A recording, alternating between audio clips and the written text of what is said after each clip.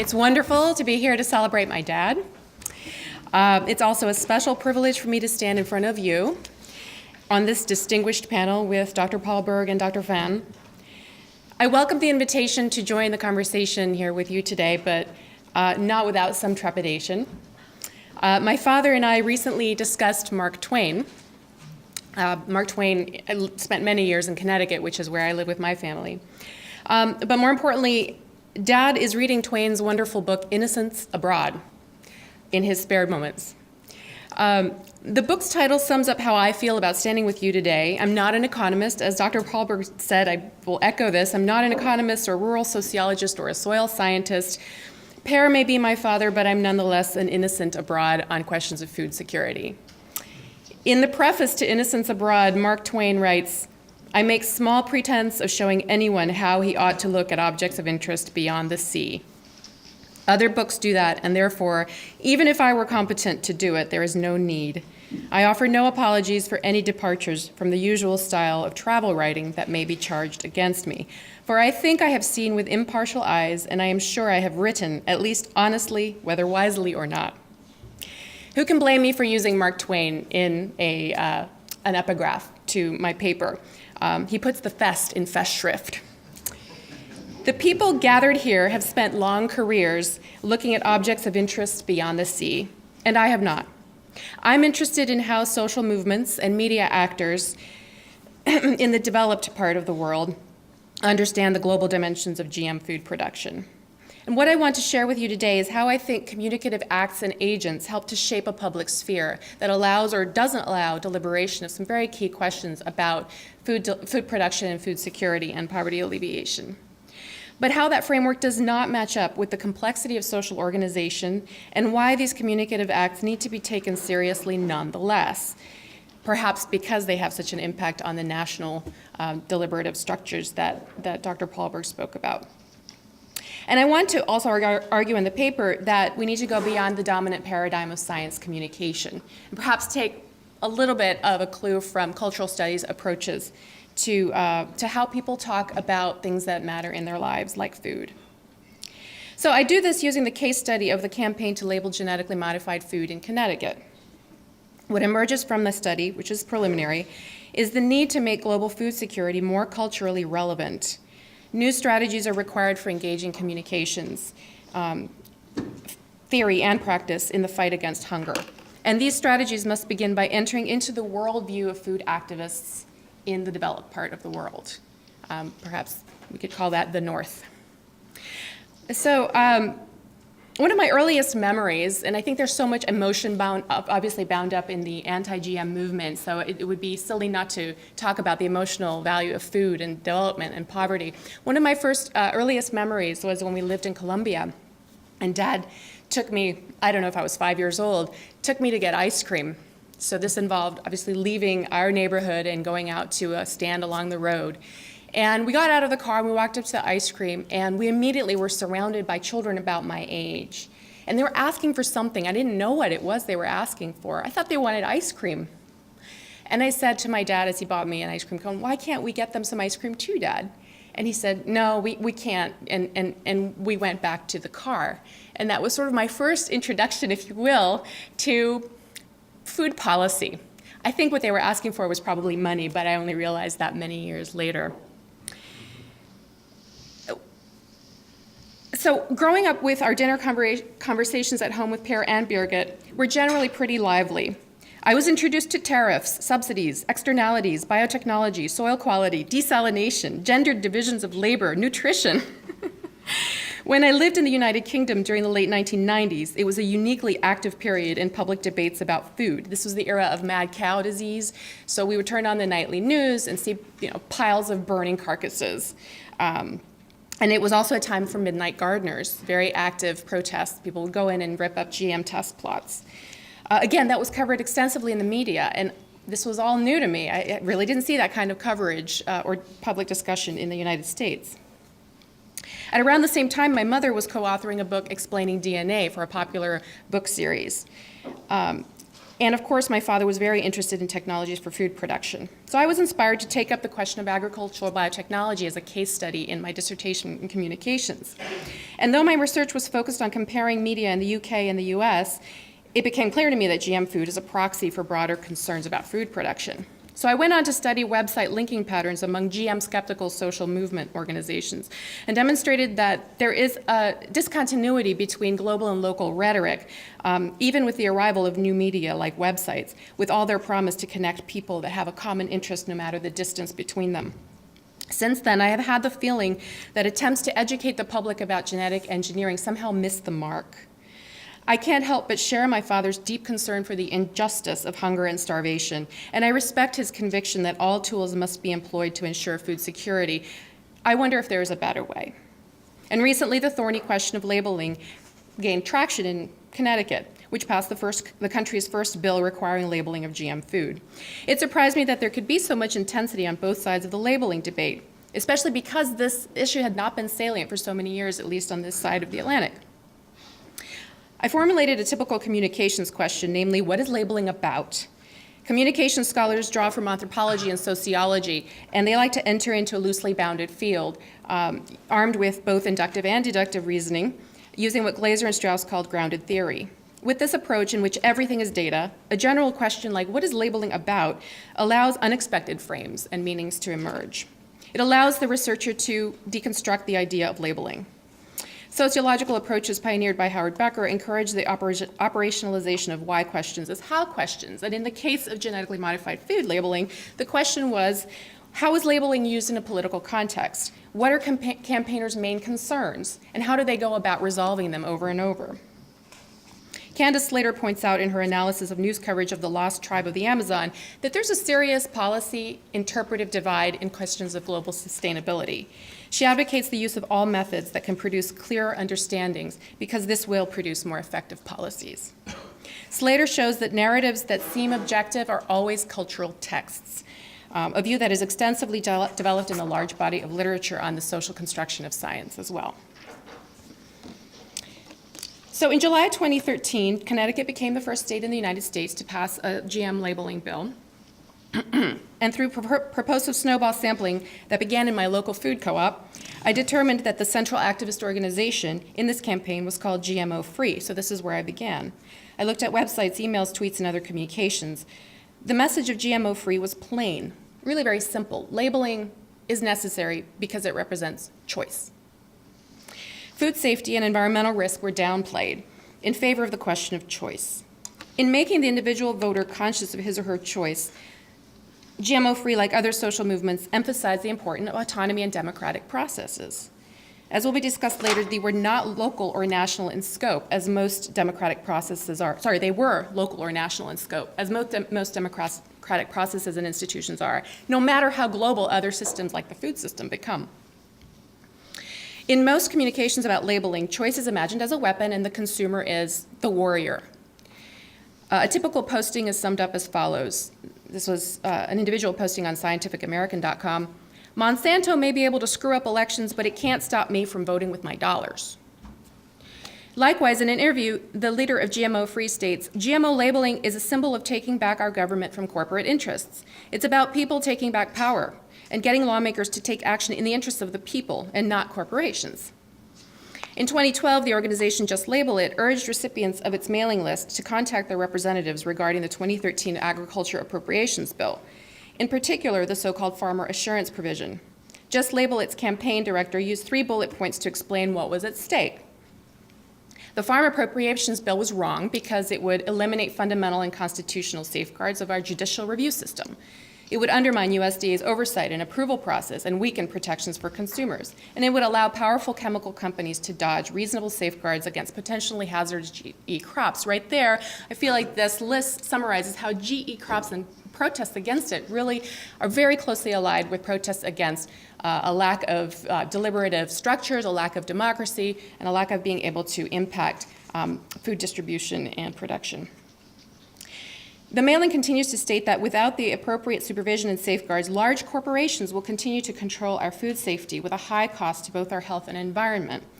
These kinds of messages are familiar to everyone in this room. It's nothing new.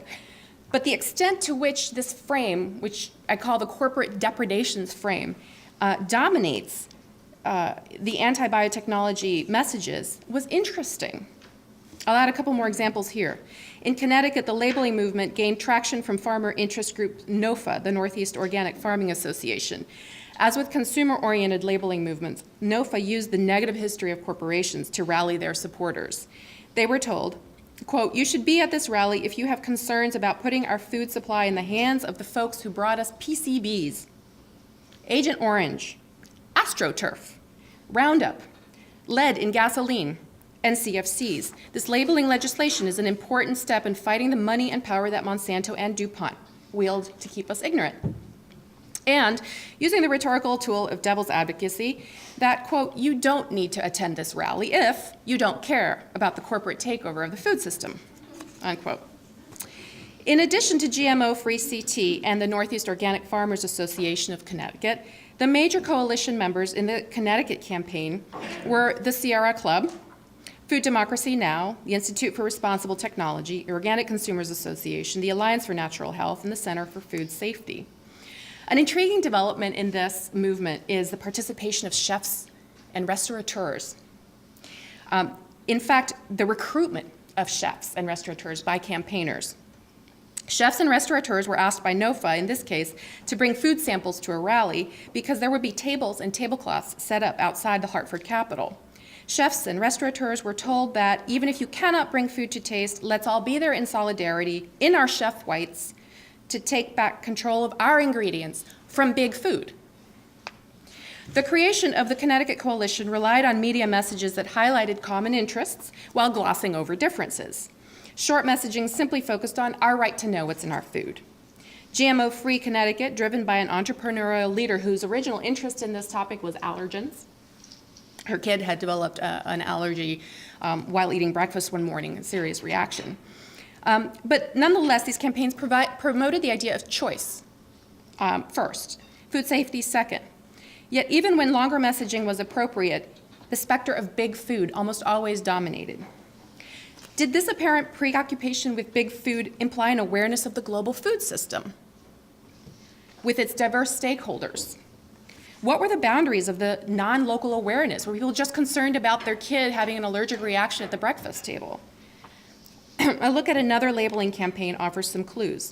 And this is the labeling bill being prepared, that was being prepared in Washington State at the same time, and which ultimately failed in November. This campaign also focused on the simple message of the right to know.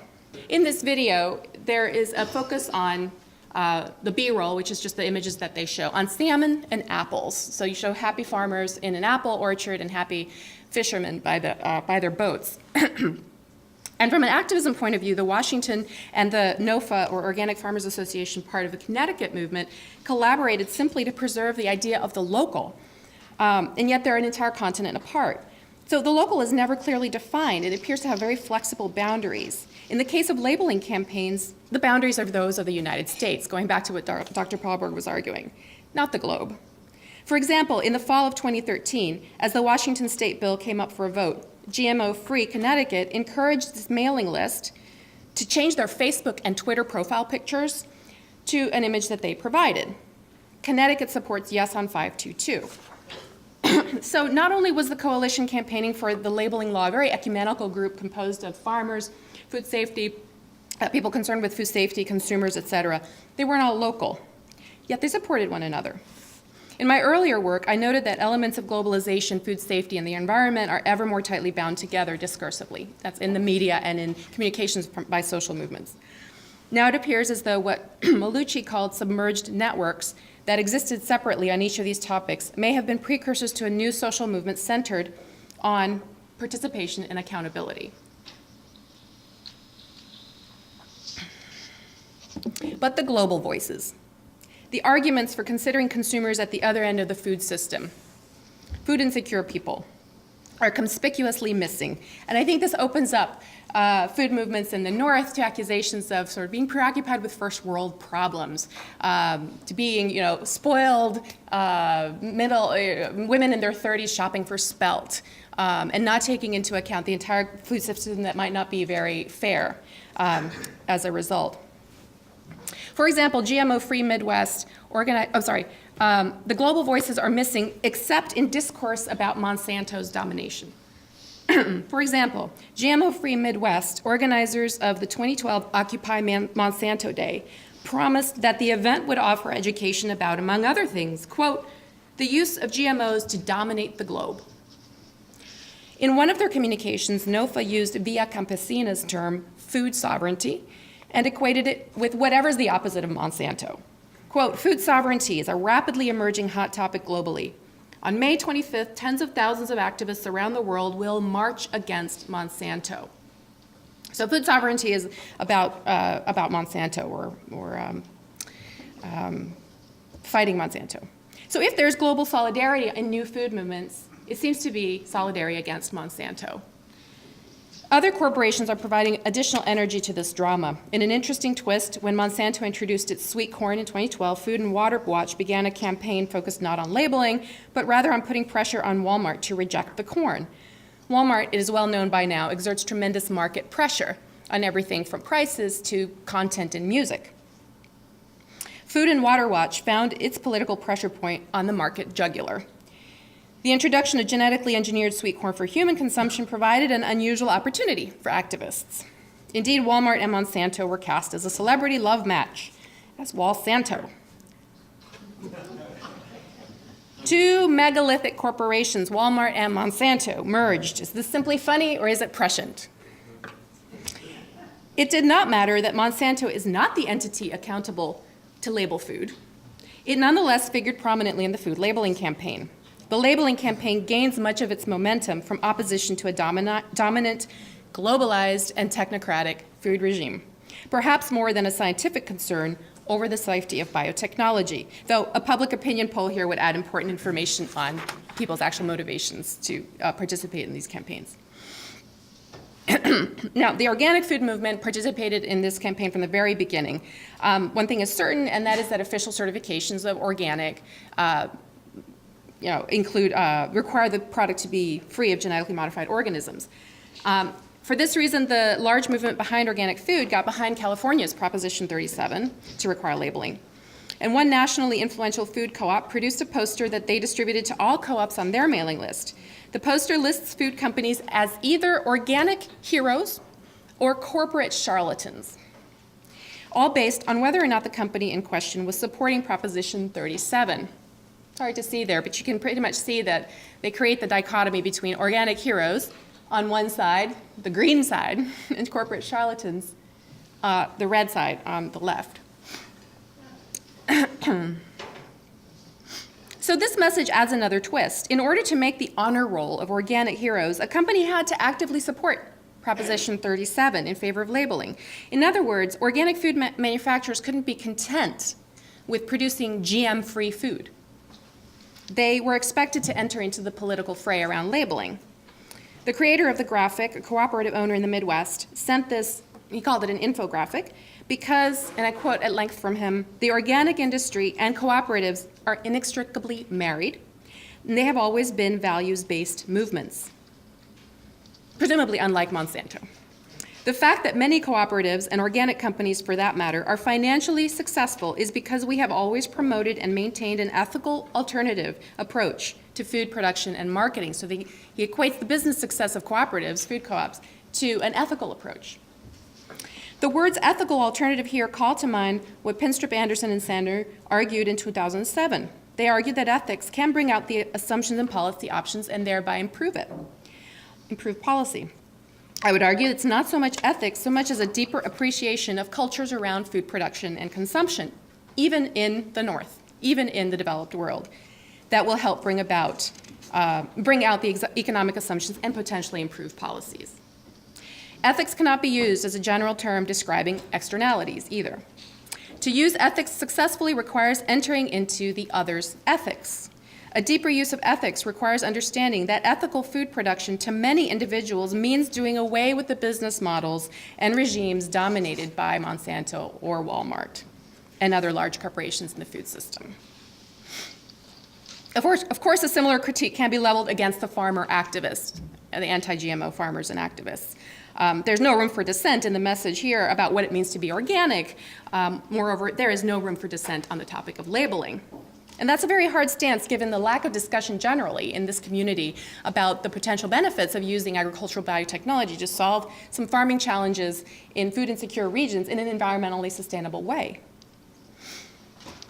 So, as a preliminary discussion, I would propose that genetically modified food controversies appear to express unease about global systems that do not overlap with democratic ones.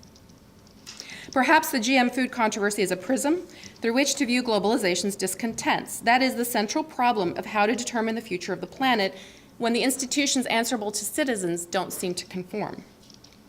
GM food offers an opportunity to study how political structures are validated and rehearsed or imagined through public discourse. And while science-centered rhetoric emphasizes universality, movements to label GMO embrace contingency and particularity, and this is important and it can't be ignored. It seems reasonable from an ethical standpoint to expect consumers in the North or developed world to try to understand that GM technology is not evil per se, and that its use to solve food security challenges is pertinent ethically. Communications technologies that disintermediate people, let's say Twitter or Facebook, digitalization in general, should, in theory, expand the public sphere and allow some hitherto ignored voices to emerge. And it should allow connections between the farmer, the local organic farmer in Connecticut, and a food insecure individual in another part of the world.